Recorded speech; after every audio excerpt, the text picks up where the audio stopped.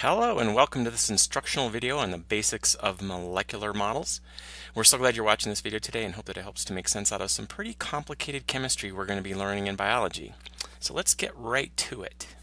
So here we have a model of an atom, and this is a model of a carbon atom. Now atoms are made of three parts. Those blue spheres with the plus sign in the middle are protons, and those have a positive charge. Neutrons are those red spheres, and they have no charge. And then we have the electrons, which are those green spheres with the negative charge in them. And you can see that the protons and neutrons make up what is called the nucleus. And they're in the center of the atom. The electrons are racing around the outside of the nucleus and are important for us to know about because they are how atoms join together through a process called bonding, which we're going to get to in just a little bit. Now what you're seeing here is a model of a carbon atom, and a carbon atom has 6 protons and 6 neutrons, and you'll see if you count them that it also has 6 electrons. Now what makes one element different from another is the fact that they have different numbers of protons. So here we have two examples of elements, aluminum on the left and carbon on the right. Now to understand molecular models you need to know some basics about elements. So elements are made up of one kind of atom, the exact same kind of atom. So on the left we have the familiar aluminum can, which is made up of aluminum atoms, and on the right we have the element carbon, along with a diamond. And the chemical symbols for these elements are Al for aluminum and C for carbon. Now aluminum has 13 protons, while carbon has 6. Now these are just two examples of elements that you may be that are very common and you may be familiar with in everyday life. This table here shows some more examples of elements you may be familiar with and their chemical symbols. Now if you look at this a little bit, you'll notice that the chemical symbol doesn't always match the spelling of the element's name. Gold, for example, which you see in the top center, the symbol for that is Au, which comes from the Latin word aurum, meaning gold. Silicon, over down there on the right, is Si, and we have helium in that balloon, which is He. So these are just some common elements that you might be familiar with. Now you might also be familiar with this table called the periodic table of the elements. And you don't really need to worry about all these elements in biology. Now, when you take chemistry, you're going to get to see how this table is organized and what cool information it gives you. So we're going to be focusing on the big 5 elements in biology, which are hydrogen, there in the upper left, carbon, nitrogen, oxygen, and phosphorus. And you can see the symbols for those elements all circled in red. Now these are the elements that make up most of the molecules we are going to learn about in biology. And remember, elements are made up of only one type of atom. So let's contrast that with molecules. Molecules are made up of more than one atom. And here we have two simple molecules, nitrogen on the left and hydrogen. These are both gases at room temperature, and yet they're very, very different. Nitrogen makes up about 78% of the air we breathe, and it's completely inert, meaning it doesn't react very easily with anything.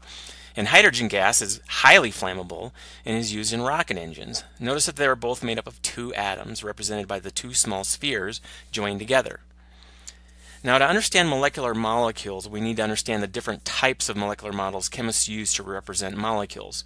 And they use these different models for different reasons. Some show a molecule's 2-dimensional or 3-dimensional shape, while others only show the kind and number of elements the molecule contains.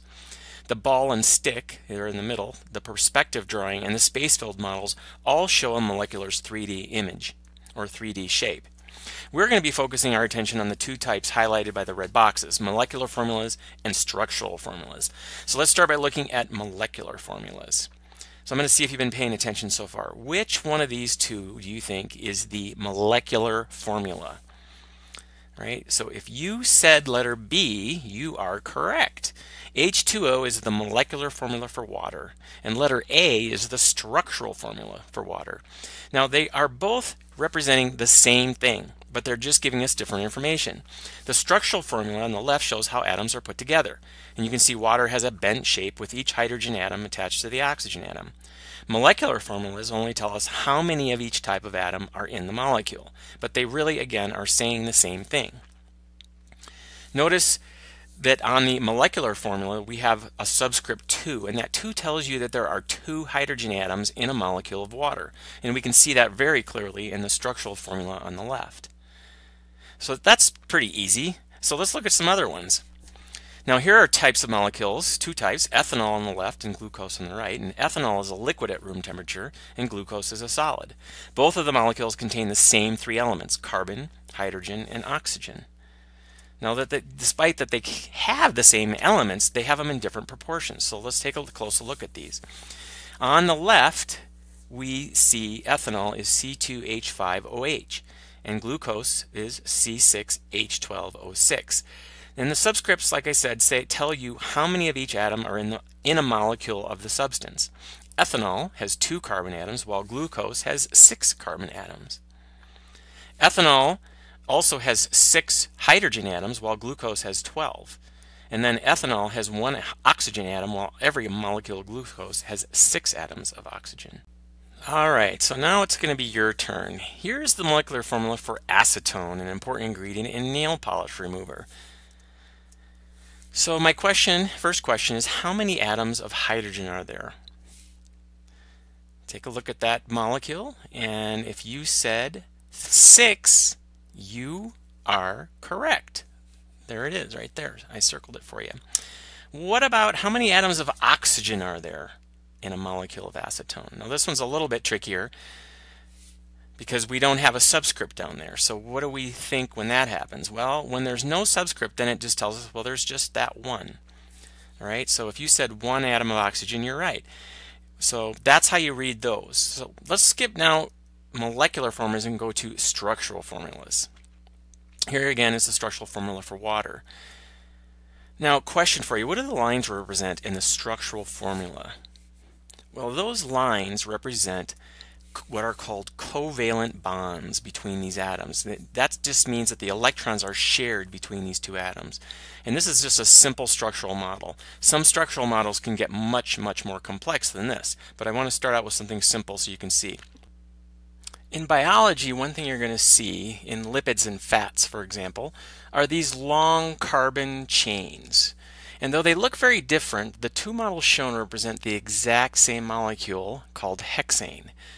And now there's two different ways to show these long carbon-carbon chains. So if you look at the one on the left, we can see that there are, count them up, 6 carbon atoms joined together.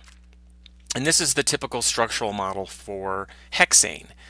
Now the model on the right is really the same thing, but it's just a shortcut version. All right, so it's showing you the same thing, and each bend in that line that goes back and forth represents a carbon atom. So if I show you what that means is right here. I've added the carbons for each carbon atom in the chain. Now you can see that there are 6 molecules of carbon in the model on the right too. Again, this is two ways to show exactly the same molecule. The model on the right, however, gives us a better idea of the actual shape of a hexane molecule. Now where we're going to see this in biology, these long carbon chains, is in lipids or fat molecules like shown here. And you can see that we have 3 separate long chains of these carbon-carbon atoms. And I've highlighted that one at the top. Okay. Now what would this look like if we added all the carbon atoms instead of the bent line? So take a look at this. Here we have on the left kind of that bent line model, and then on the right we have what it would look like if we just wrote in all those carbons. Alright, so these again are the same thing, but we're just looking at them a little bit differently. So each bend in the one on the left has a carbon atom attached to it, along with those hydrogens, but we're just not showing that. The last thing we want you to see is that carbon atoms can also form ring structures like this glucose molecule. Notice how the carbon atoms form a 6-sided or hexagon shape, with each corner of the hexagon representing a carbon atom, and those are shown in this model. Now, just like the previous example, we can simplify this model. So the molecule on the right is the same as the one on the left, but it just doesn't show those carbon atoms on the corners. So where are they exactly? Well, here's the molecular formula for glucose. It's C6H12O6. And so we might look on the one on the right and say, okay, where are all those carbon atoms? Where did they go? Well, here they are. I've written them in. They would go right there at the corners. And you can see that there are 5 atoms of carbon in that ring structure, 1 at each corner, highlighted with those red circles. But where is that 6th carbon atom? Take a close look and you see there it is at the top, and I've highlighted it in green. All right. So we have all 6 molecules now, or atoms rather, of carbon shown in these two models, but they're just shown in different ways.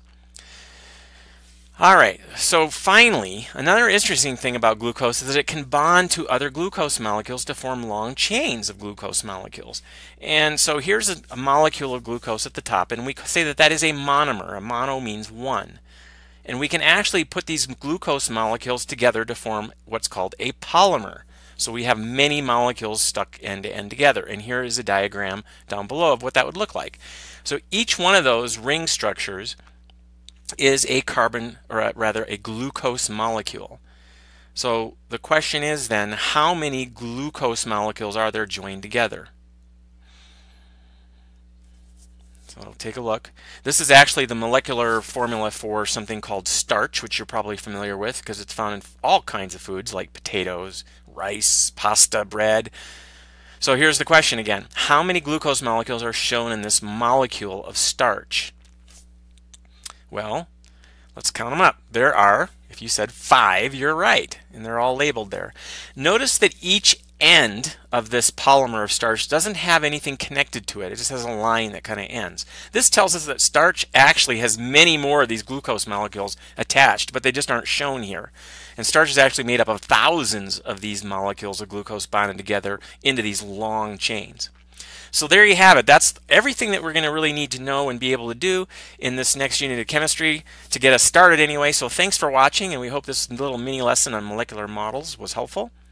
Feel free to rewind this video if you want to review any of the information that was presented, or you can just go back and take the molecular models quiz again right now to improve the score from your first try. So good luck, and thanks again for watching.